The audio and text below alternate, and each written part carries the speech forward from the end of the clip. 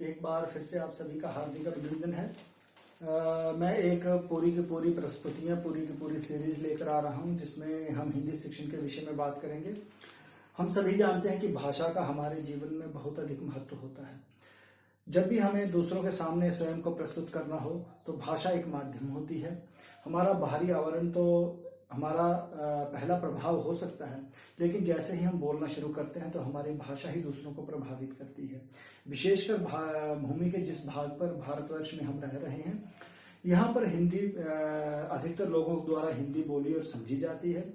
मातृभाषा किसी की कोई भी रहे, लेकिन अधिकतर प्रयोग में हम हिंदी लाते हैं। हिंदी एक विशाल क्षेत्र में बोली जाती है और उस विशाल क्षेत्र की अपनी अपनी मातृभाषाएं हैं। इसी तरह जब हम देखते हैं कि जब भी कोई हिंदी बोलता है तो उसको अपनी मातृभाषा का प्रभाव उस पर स्पष्ट झलकता है। उसके पीछे कारण यह है कि उसकी जो मातृभाषा, उसकी ध्वनियाँ बहुत सहज रूप से बचपन से सीखता चला आता है, लेकिन जैसे ही वह मातृत्व भाषा बोलने लगता है तो उसकी ध्वनियों को उसे किसी भी व्यक्ति को एक तरह से प्रयास करके सीखना होता है। और कहीं ना कहीं वो त्रुटि अगर रह जाए तो हमारी मातृभाषा का प्रभाव हमारी हिंदी पर भी आता है। तो मातृत्व भाषा के रूप में जब हम हिंदी को सीखते हैं तो जो भी हमारी यहाँ त्रुटियां रहती हैं, मैं कोशिश कर रहा हूँ कि उन सभी को एक तरह से दूर करने का प्रयास किया जाए। इससे पहले मैं जो वर्ण विचार भाग 1 और 2 लेकर आपके पास आया था, उसमें पहले वर्ण विचार भाग 1 में हमने पूरी की पूरी वर्णमाला के बारे में संक्षेप में बात की थी, उस पर विचार विमर्श किया था। और जो मैं वर्ण विचार भाग 2 लेकर आया उसमें हमने स्वरों के ऊपर बहुत विस्तार के साथ चर्चा की थी। स्वर कितने हैं, किस तरह से बनते हैं, या पहले किस तरह से स्वरों को लेते थे, आज के संदर्भ में हम स्वरों को किस तरह से ले रहे हैं। तो ये सारी की सारी चर्चाएं, मूल स्वर क्या है, ये सारी की सारी जो चर्चाएं थी हमने उसमें की थी।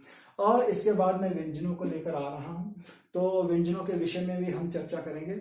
जैसे कि हम जानते हैं कि हमारे जो ऐसे तो व्यंजन जो होते हैं वो हमारे 33 माने जाते हैं, लेकिन हम ये भी देखते हैं कि हम ऐसे कुछ ध्वनि चिन्ह प्रयोग में लाते हैं जो हमारी वर्णमाला में कहीं भी दिखाई नहीं देते।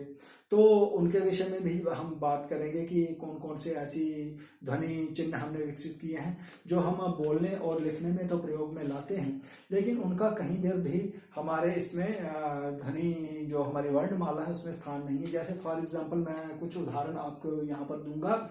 जैसे कि हम टवर्ग के अंतर्गत ड़ और ड़ का प्रयोग करते हैं। वह गिर पड़ा, वह पढ़ता है। ये जो दो ध्वनियां ड़ और ढ, हम ये ड और ढ तो आता है, लेकिन हमारी जो वर्णमाला इसमें ये दो ध्वनियां नहीं आती।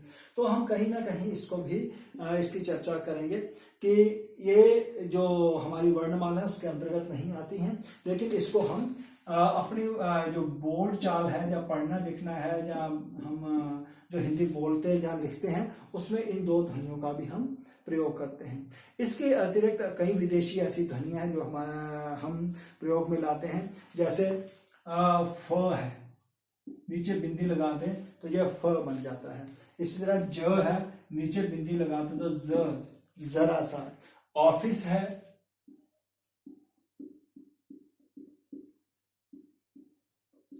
ये जो ध्वनि चिन्ह है, इस ऑफिस ना ये अ है ना ओ है, तो बीच का ध्वनि चिन्ह, इस तरह के कई ध्वनि चिन्ह जो हैं हमारे इसमें अपने वर्णमाला में तो नहीं है, लेकिन हमारी भाषा के प्रयोग में लाते हैं। इसके अतिरिक्त आप ये देख रहे होंगे कि 4 ऐसे वर्ण हैं संयुक्त, क्ष, त्र, ज्ञ और श्र। ये 4 संयुक्त वर्ण जो हमारे हैं, इसको मैंने यहाँ पर नहीं लिखा है क्योंकि ये 2 व्यंजनों को मिलाकर बने हुए हैं, इसलिए वर्णमाला के अंतर्गत इसको थोड़ा पीछे रखा जाता है। लेकिन चूंकि ये 2 व्यंजनों को मिलाकर बने हैं, इनका स्वतंत्र रूप से प्रयोग होता है, क्षमा करें इत्यादि, तो किनको ये मिलाकर बने हैं हम इनके ऊपर भी चर्चा करेंगे, विस्तार से चर्चा करेंगे। तो हमने ये देखा कि हमारे पास ये वर्णमाला है, ऐसे 2 ये ध्वनियां जो बहुत अधिक प्रयोग में लाई जाती हैं, ड़ और ढ, इनका वर्णमाला में स्थान नहीं, लेकिन ये प्रयोग में लाई जाती हैं। इसके अतिरिक्त जो हमारी कुछ विदेशी ध्वनियां थे, ध्वनि चिन्ह थे, उनको विकसित करने के लिए हमने अपने ही वर्णों में थोड़ा सा परिवर्तन करके वो ध्वनि चिन्ह बना लिए।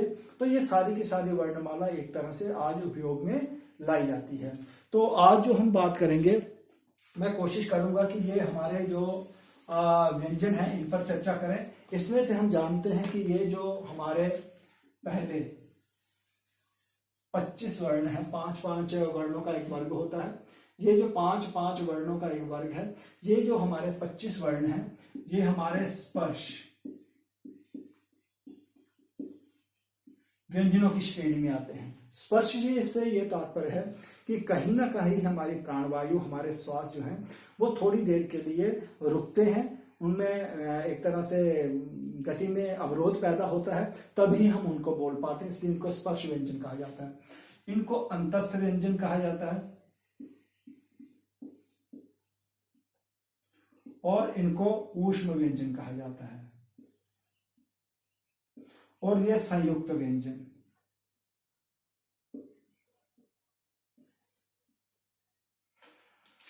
आज जो मैं चर्चा करना चाहूंगा, क्योंकि एक विस्तार से चर्चा जो मैं करूंगा वो इन 25 जो वर्ण हमारे स्पर्श व्यंजन हैं इनके ऊपर हम बात करेंगे। ये जो आगे अंतस्थ, ऊष्म और संयुक्त व्यंजन है, इन पर चर्चा मैं आने वाली अपनी प्रस्तुतियों में करूंगा। तो ये जो स्पर्श व्यंजन है, सबसे पहले हम इनके नामकरण की यहां तक बात करें तो हम जानते हैं कि ये इनको कवर्ग कहा जाता है, इनको चवर्ग, इसको टवर्ग, इनको तवर्ग और इनको पवर्ग।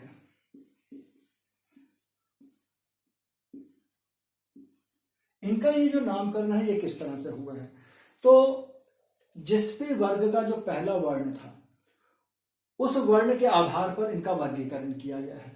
क इसका पहला था इसलिए कवर्ग, च इस वर्ग का पहला वर्ण है इसलिए चवर्ग, ट इसका पहला वर्ण है इसलिए टवर्ग, त इसका पहला वर्ण है इसलिए तवर्ग, प इसका पहला वर्ण है इसलिए पवर्ग इसको कहा गया। और जो हिंदी वर्णमाला है इसको बड़े वैज्ञानिक ढंग से एक तरह से रखा गया है। इसका गठन जो किया गया बड़े वैज्ञानिक ढंग से किया गया है। उच्चारण स्थान इस तरह से कि हमारे जो मुंह है, हमारे जहां से ये हमारे शब्द निकलते हैं, उन उच्चारण स्थानों के आधार पर कंठ से आरंभ करते हुए ओष्ठ तक आगे क्रम से इनको रखा गया है। जैसे पहले हम कवर्ग की बात करें तो ये इनका उच्चारण स्थान जो है वो कंठ है। उसके बाद अगर हम बात करें तो एक मैं यहां पर छोटा सा आपके साथ चर्चा करूंगा, छोटी सी यहां पर किस तरह से कौन सा स्थान है। अगर हम इसको मुंह रखें अपना, ये जिब्बा है,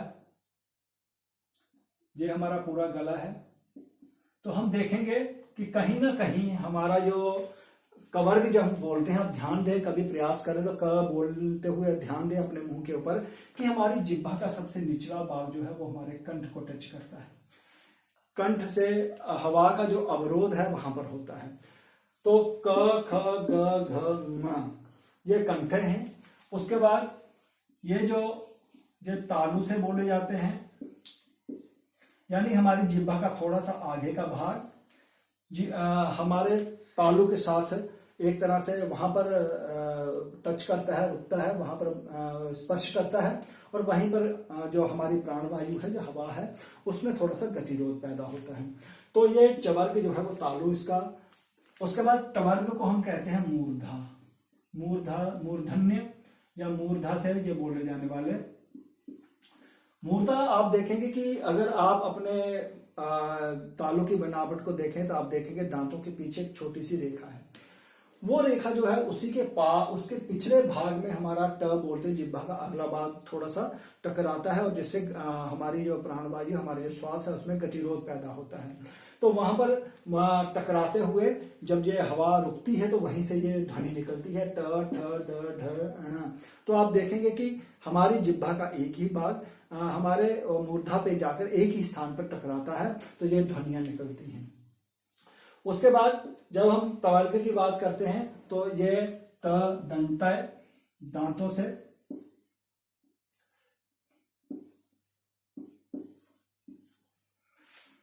दांत के पास हमारी जिह्वा जाकर टकराती है, त देखें, थ देखें, द देखें, ध देखें, न थोड़ी सी पीछे टकराती है, इसको वत्से कहा जाता है।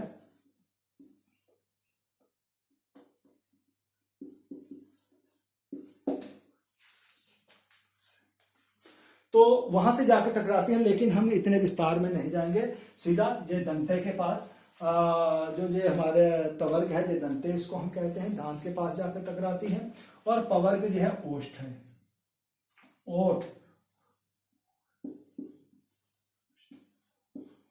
हमारा जो दोनों ओठ हैं ये मिलते हैं और उसके कारण हमारी जो प्राणवायु है, हमारी जो श्वास है वो थोड़ा रुकता है, जिसके कारण ये ध्वनियां निकलती हैं। तो ओठों पे कई बार ये होता है, जैसे फ, मैंने आपसे विदेशी ध्वनि की बात की, जब हम इसको ऐसे बोल लिखते हैं फ, तो उस समय क्या होता है कि ये दंतोष्ठ बन जाता है। हमारा जो ओठ का निचला होठ है वो ऊपर वाले दांत के साथ जाकर रुकता है, तो फ की ध्वनि निकलती है, ऐसा फ, तो ये दंतोष्ठ बन जाता है।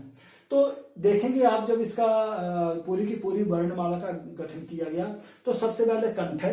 कंठ हमारी जिह्वा का सबसे नीचे वाला स्थान जो था वो कंठ के साथ जाकर टकराया। उसके बाद जिह्वा का थोड़ा सा आगे वाला भाग तालु के साथ, उसके बाद जिह्वा का अगला भाग मूर्धा के साथ टकराता है। फिर हमारे दांत जो है, इनसे ये ध्वनि निकलती है, और लास्ट में ओठ। अर्थात पूरी की पूरी जो वर्णमाला है बड़े वैज्ञानिक ढंग से गढ़ी गई और कंठ स्थान से आरंभ करते हुए ओठों तक आया गया है। तो इस तरह से हम देखते हैं कि ये 25 जो हमारे वर्ण हैं, जो वर्गों में बांटे गए हैं, वो इस तरह से उनका उच्चारण स्थान इस तरह से हम लेते हैं।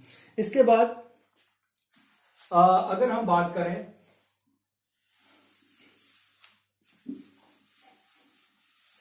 इनके अल्प प्राण और महाप्राण, किस तरह से ये ध्वनियां हैं। अल्प प्राण और महाप्राण, देखें, जो पहली वर्ग की पहली ध्वनि, तीसरी और पांचवी, किसी भी वर्ग की, चाहे वो कवर्ग हो, चाहे वो चवर्ग हो, चाहे वो टवर्ग हो,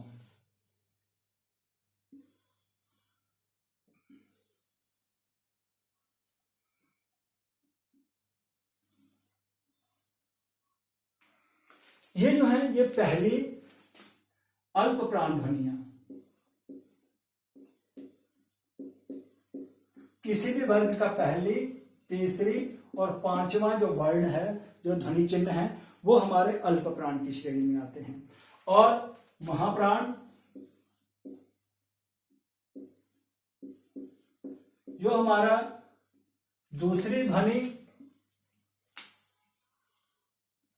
और चतुर्थ ध्वनि है।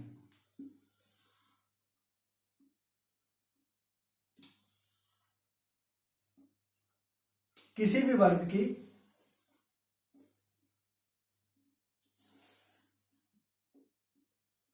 ये महाप्राण की श्रेणी में आते हैं, दूसरी और चौथी जो ध्वनि है। अब ये अल्प प्राण और महाप्राण को हम किस तरह से परिभाषित करेंगे, मैं इसके ऊपर चर्चा करूंगा। ये एक, जिस तरह से मैं ये एक पृष्ठ ले रहा हूं, पेज है मेरे पास, आप देखेंगे कि मैं इनको बोलूंगा, क, ग और न को बोलूंगा, उसके बाद ख और ग को बोलूंगा। आप देख सकते हैं कि किस तरह से ये ध्वनियां जो हैं ये भिन्न हो जाती हैं। तो किस तरह से ये अल्प प्राण और महाप्राण की श्रेणी में आती है। देखें, मैं पहले क, ग और न बोलता हूं। ये है क, ग और न, क, ग, न। आप देख रहे हैं इस पृष्ठ के ऊपर कोई असर नहीं हो रहा है। मेरे मुंह से प्राणवायु तो, हवा तो निकल रही है, लेकिन वो इसको प्रभावित इतना नहीं कर पा रही है, अर्थात अल्प, थोड़ी मात्रा में हवा निकल रही है।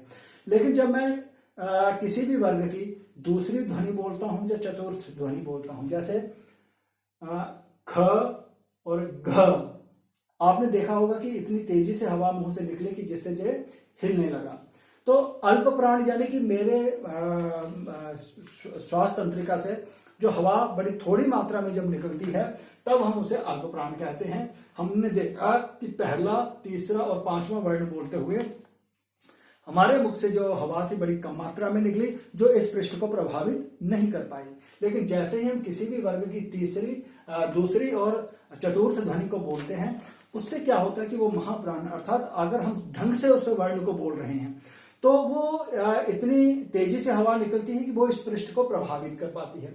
जैसे मैं बाकी वालों का भी बोलता हूं, ख घ, उसके बाद छ झ, ठ ढ़ ढ, थ ध, फ भ। लेकिन इसके अतिरिक्त अगर मैं पहली, तीसरी और पांचवी ध्वनि बोलता हूं, क ग ङ, च झ ञ, ट ड ण, त द न, प ब म, तो अल्प प्रांत यानी कम मात्रा में हम वायु जो है वो मेरे मुख से निकलती है और इस पर कोई भी प्रभाव नहीं पड़ता। तो इस तरह से हम देखते हैं कि कहीं ना कहीं ये जो ध्वनियां हैं, जो अल्प प्राण है और महाप्राण है, उन ध्वनि में थोड़ा सा हमारी जो मुख से हवा निकलती है उसमें अंतर आ जाता है। तो इसलिए हम अल्प प्राण यानी कि थोड़ी वायु जब हमारे मुख से निकलती है उसको हम अल्प प्राण कहते हैं, जब वेग के साथ हमारे मुख से वायु निकलती है उसको हम महाप्राण कहते हैं। और अल्प प्राण और महाप्राण ध्वनियों में यही अंतर है। इसको आप अच्छी तरह से समझ सकते हैं और अपना उच्चारण भी ठीक कर सकते हैं। अब हम देखते हैं कि हमारे किस तरह के दोष जो हैं वो हमारी भाषा में या इन वर्णों को बोलने में आते हैं। तो अगर हम देखें,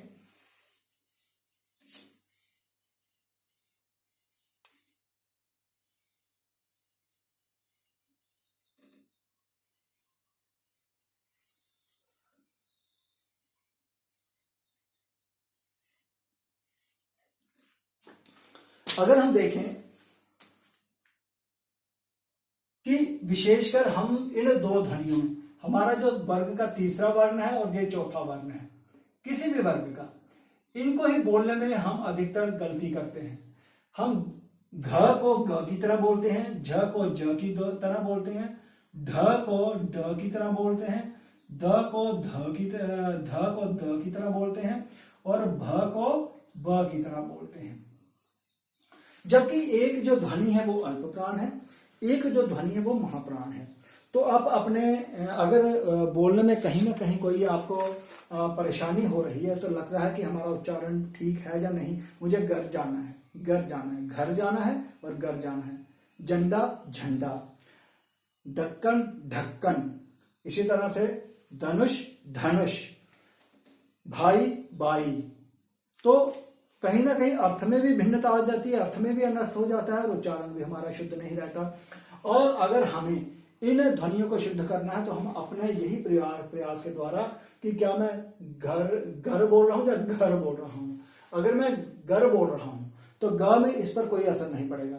अगर मैं उसका उच्चारण ठीक कर रहा हूं, घर, झंडा, ढक्कन, धनुष, भालू, तो महाप्राण ध्वनि जब बोलते हुए मेरे मुख के अंदर से इतनी वायु का प्रवाह होगा कि वो कम से कम आकर इन जो है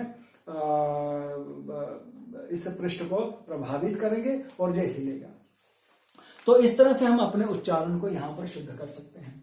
इसके साथ साथ और जो हमारी एक त्रुटि आती है इन वर्णों के उच्चारण में, वो क्या है, हम किसी भी वर्ग का जो पंचम वर्ण है उसको बोलते हुए विशेषकर जो पहले दो वर्ग हमारे हैं, कवर्ग और चवर्ग, इनका जो पंचम वर्ण है इसको बोलते हुए हमें परेशानी होती है। किस तरह से? जैसे बचपन में पढ़ाया जाता था, क कबूतर, ख खरगोश, ग गमला, घ घड़ी, न खाली, न को हम न बोल देते थे। इन दोनों वर्णों का जो उच्चारण है हम इस तरह से कर देते थे। ये गलत है, ये गलत है। क्यों? क्योंकि न अगर ये दोनों है तो फिर ये क्या है? मैंने कई कक्षाओं में जाकर देखा है कि इसको न खाली बोल दिया जाता है। अब इसका उच्चारण हम शुद्ध किस तरह से कर सकते हैं? प्रश्न ये उठता है कि इसका उच्चारण हम सही किस तरह से करें। तो देखें, मैं दो शब्द यहां पर लिखूंगा, कंगन। इसको हम ऐसे भी लिखा करते थे, या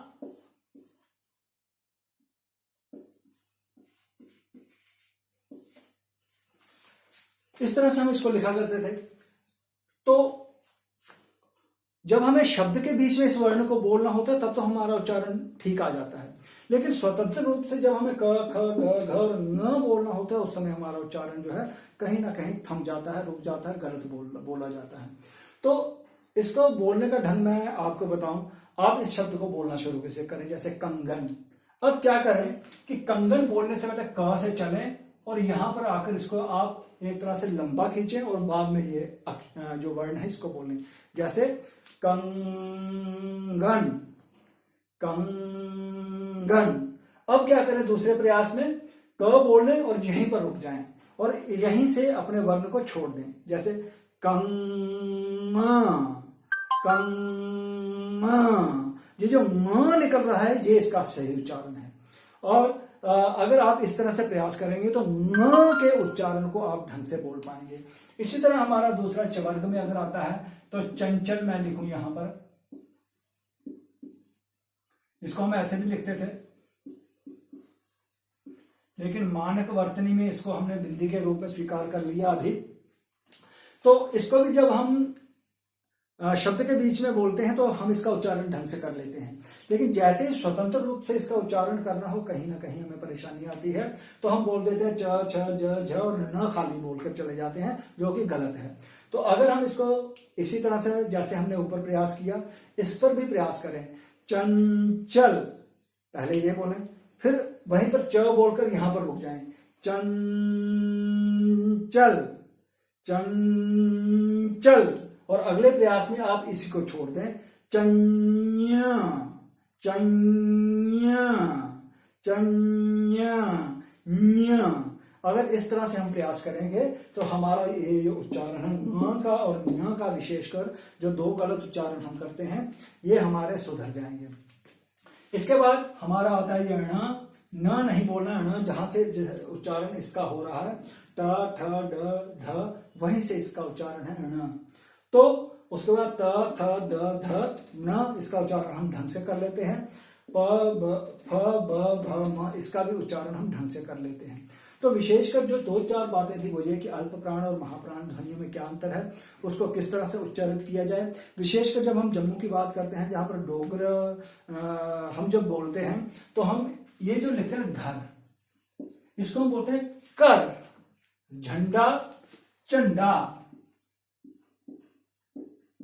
घर को हम इसको थोड़ा लंबा करके कर ये बोल देते हैं।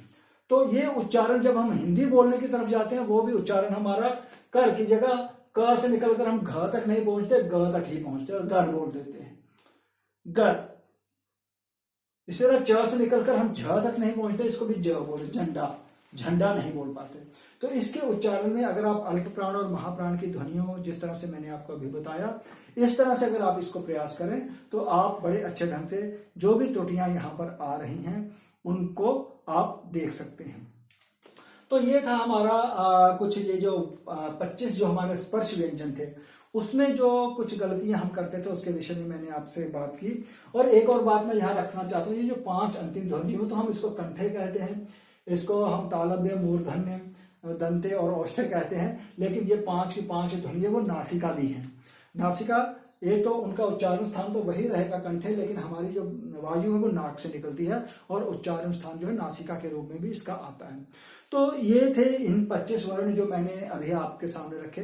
हमने इसके विषय में चर्चा की कि इनका उच्चारण स्थान हम किस तरह से सुधार सकते हैं। तो चूंकि पूरे वर्णों का एक ही प्रस्तुति में चर्चा करना थोड़ा कठिन हो जाता है, तो क्योंकि प्रस्तुति भी लंबी हो जाती है और कुछ भी कई बार पता भी नहीं चलता, तो हमारी जो बाकी की चीजें रह गई हैं वर्णों में, हमारे जो अंतस्थ वर्ण रह गए उनको अंतस्थ क्यों कहा जाता है, इसके बाद अंतस्थ, और उसके बाद हमारे जो ऊष्म व्यंजन है, जो हमारे संयुक्त व्यंजन है, उनके विषय में मैं आने वाली अपनी प्रस्तुति में चर्चा करूंगा। मुझे लगता है कि अगर आप इसको ध्यान से देखेंगे तो कई ऐसी बातें होंगी जो आपकी एक तरह से जिज्ञासा को शांत करेंगी। तो अगर आपको मेरा ये प्रस्तुति अच्छी लगे तो प्रोत्साहित अवश्य कीजिए और मेरे चैनल को सब्सक्राइब भी कीजिए। और इसी के साथ साथ आपका बहुत बहुत धन्यवाद। मैं एक बार फिर से अपनी नई प्रस्तुति लेकर अंतस्थ, ऊष्म और संयुक्त व्यंजनों के ऊपर आपके सामने प्रस्तुत होऊंगा। नमस्कार।